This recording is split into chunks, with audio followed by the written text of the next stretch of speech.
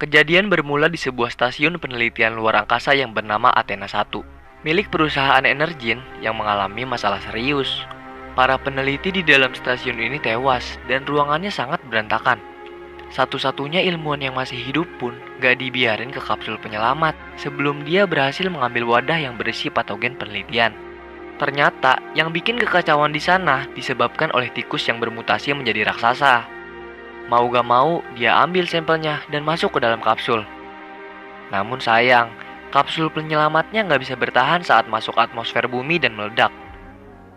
Di Suaka Alam Liar San Diego, sebagai pakar senior, Davis Okoye menunjukkan kemampuan berkomunikasi dengan para gorila, termasuk gorila albino bernama George. Mereka akrab banget, sudah seperti layaknya sahabat. George juga suka bercanda. Malam harinya, ternyata wadah penelitian yang jatuh dari luar angkasa tersebar ke bumi dan menginfeksi beberapa hewan yang berada di dekatnya. Salah satunya adalah George.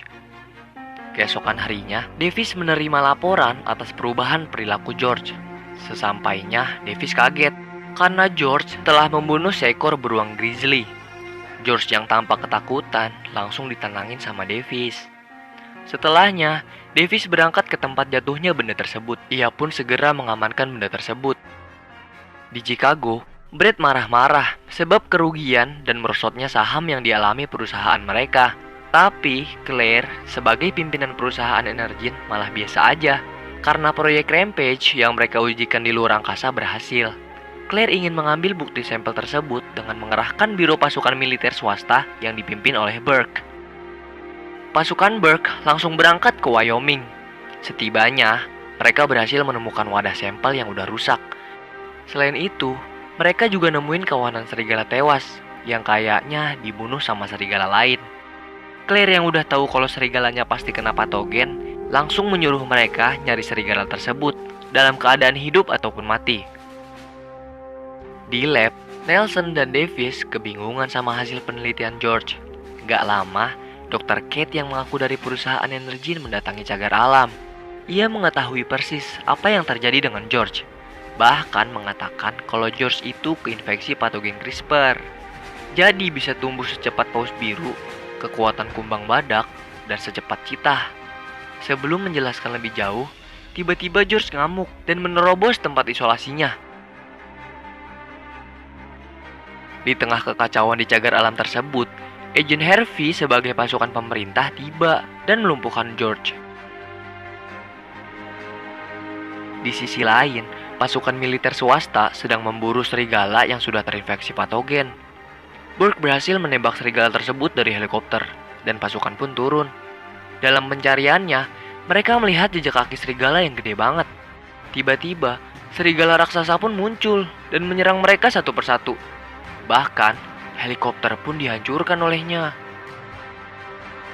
Davis dan Kate yang diikat bertemu dengan Agent Harvey. Mereka akan diinterogasi. Lalu, Davis memperingatkan kepada Russell agar jangan membawa George ke dalam pesawat. Namun, Russell malah meremehkannya. Di pesawat, Russell membuka identitas Davis, yang ternyata adalah seorang mantan pasukan khusus Angkatan Darat. Tanpa menjawab, Davis mengingatkan kembali bahwa membawa George ke dalam pesawat sama dengan bunuh diri. Russell pun mengelak, telah memberikan obat bius yang sangat kuat. Dalam pembicaraannya, Russell menuduh Davis sebagai dalang kebuasan George dan juga serigala raksasa di Wyoming. Davis mengelak dan memberitahu kalau George bisa disembuhkan oleh Kate. Tapi, Russell membongkar identitas Kate bahwa ia sudah dipecat dari Energin karena tertangkap berusaha mencuri perangkat keras milik perusahaan dan dipenjara selama 13 bulan. Davis yang baru tahu pun kecewa karena telah dibohongi. Brett melapor kalau Kate ketangkap. Claire gak mau Kate ngebongkar keburukan perusahaan mereka. Brett juga takut dipenjara atas apa yang telah mereka lakukan kepada Kate. Dan mereka langsung menyiapkan pemanggilan hewan yang terinfeksi patogen melalui radio terkuat milik mereka. Nah, hewan yang terinfeksi patogen dapat merespon gelombang radio frekuensi rendah. Dan rencana Claire ini adalah mengambil sampel DNA hewan tersebut lalu menjualnya. Karena selain memiliki proyek Rampage, mereka juga memiliki R19, yaitu obat penawarnya. Pada saat itu juga, serigala yang lagi asik ngacak-ngacak bis merespon panggilan radio tersebut dan langsung menuju sumber frekuensinya. Dan di tempat lain, nampak ada monster air yang juga merespon dan ikut pergi menuju sumber frekuensi. Dan George, yang padahal dalam keadaan terbius, juga merespon panggilan tersebut. Ia merusak kandang dan mengamuk di dalam pesawat. Semua kru berusaha untuk menyelamatkan diri dan menembaki George, namun semuanya sia-sia. Davis berhasil melepaskan ikatannya. Tak lama kemudian, sisi lambung pesawat meledak. Karena George tetap mengamuk, maka Davis pun terpaksa menjatuhkan mobil forklift agar George terhambat. Namun, pesawat hilang kendali karena pilot tewas. David dan Kate mengambil parasut. Kate pun keluar dari pesawat. Untungnya, Davis tepat waktu menyelamatkan Russell dan mereka pun keluar dari pesawat. Dia memasangkan parasut ke tubuh Russell yang sedang pingsan di udara. Sedangkan George ikut jatuh bersama dengan kapal yang meledak. Setelah mendarat, mereka mengecek keadaan kapal dan mencari mayat George. Namun mereka tidak menemukannya. Sepertinya George selamat dan berhasil kabur. Kemudian Russell berterima kasih kepada Davis. Sementara itu di perusahaan Energen, Claire khawatir karena Kate belum tewas. Ia takut Kate akan merusak bisnisnya dengan mengadu ke FBI.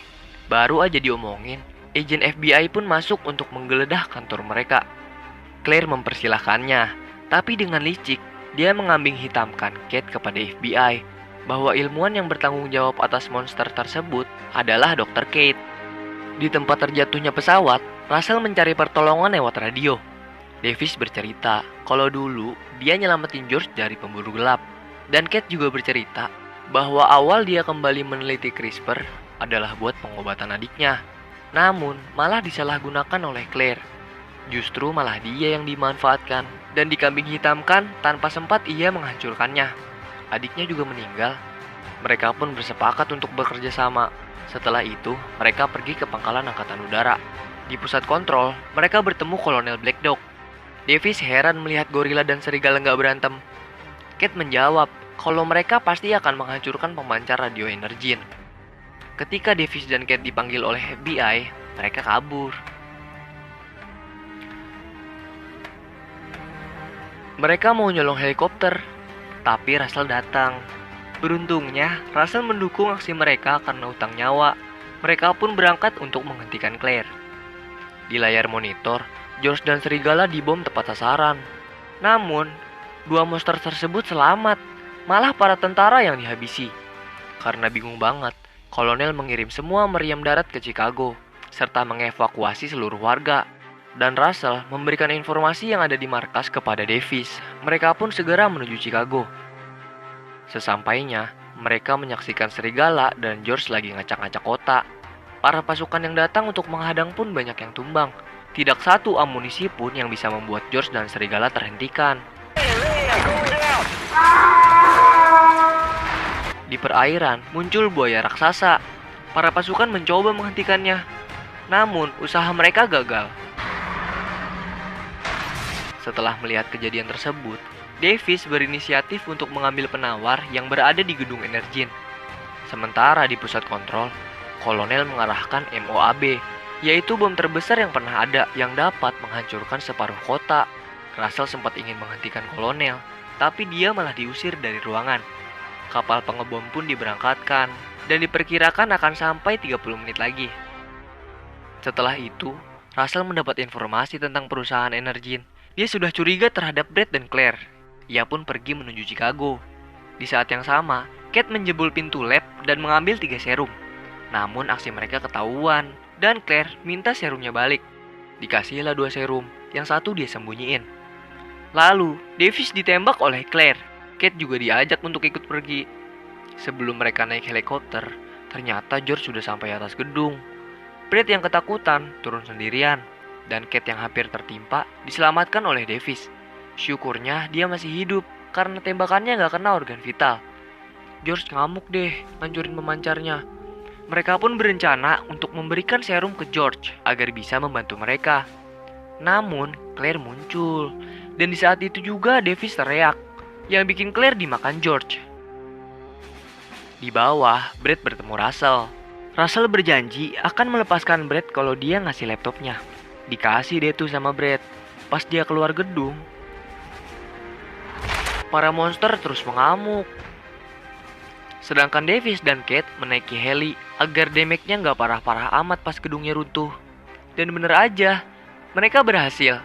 George juga selamat dan telah sadar. Namun saat mereka sedang berbincang, dua monster yang lain masih hidup dong. Mereka pun berpencar. Kate menemui Russell dan Davis membantu George. Tim fight pun dimulai. Mereka bekerja sama untuk mengalahkan para monster. Davis mengalihkan perhatian serigala yang akhirnya Kate bertemu dengan Russell dan menjelaskan situasi. Russell pun langsung bergegas menghentikan bom. Di tengah pertarungan yang sengit, Davis melihat celah di insang buaya. Ia pun langsung membuang bom ke dalamnya. Tapi gak pengaruh juga.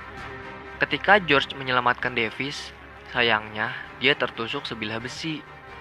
Melihat hal itu, Davis langsung membantu George dengan menembak dari helikopter. Syukurnya buaya jadi teralihkan. Saat buayanya mau nyerang Davis, dari atas George melompat dan menusuk tepat di mata sang buaya. Dan buaya pun tewas. Davis yang khawatir akan keadaan George mengikuti George berjalan. Sementara itu di pusat kendali, kolonel yang melihat kejadian tersebut melalui drone membatalkan misi pengoboman. Davis mengajak George berbincang dan memberitahu bahwa mereka berhasil menyelamatkan kota. Setelah mereka beradu tos, George membuka telapak tangan dan ia menghembuskan nafas terakhirnya. Russell dan Kate yang datang menemui Davis ikut bersedih atas kematian George. Davis pun memandangi sekeliling dan merasa bahwa George telah menyelamatkan kota. Dan ternyata George itu cuma pura-pura mati anjir. Haha, ngeselin banget ya.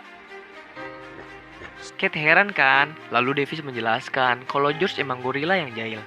Mereka pun melanjutkan untuk menolong orang-orang yang terjebak puing. Dan mereka akan mencarikan rumah baru George karena ia sekarang sudah sangat besar.